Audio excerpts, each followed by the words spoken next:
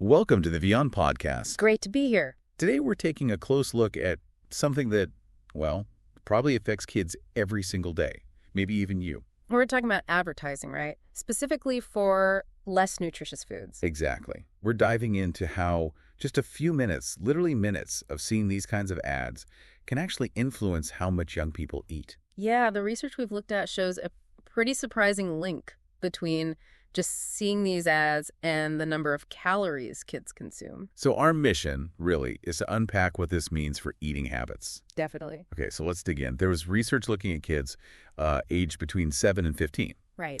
And the main finding, it's kind of remarkable. After only 5 minutes of seeing junk food ads, these kids ate, on average, an extra 130 calories. 130. And, that might not sound like a huge amount for one day. But it adds up, right, if this happens often. Exactly. And what's really fascinating is when they ate those extra calories, it wasn't all at once. Okay. Well, the researchers saw about 58 extra calories eaten during snack time. Right after the ads. Well, soon after. But then even at lunchtime, a couple of hours later, they ate another 73 extra calories. Yeah. So the effect lingered for quite a while. It seems so. It wasn't just an immediate impulse. Now, here's something else.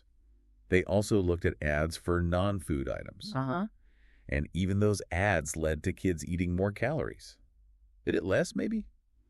Around 58 at snacks and 73 at lunch. Similar numbers, actually. That is interesting. It makes you wonder about advertising's effect more broadly, doesn't it? Just the act of watching ads. Yeah, like maybe it just primes you somehow. And another thing, it didn't seem to matter what kind of junk food ad it was. What do you mean? Like specific product versus just the brand? Exactly. A specific sugary drink ad or just a general fast food company logo, the impact on eating was pretty similar. So it wasn't like the kids saw a burger ad and suddenly craved that burger. Apparently not. The lead researcher, Emma Boylan, she pointed this out. It's the first time they've shown that even brand-only ads, without showing any food, influence kids' eating. Just the logo is enough. Seems that way.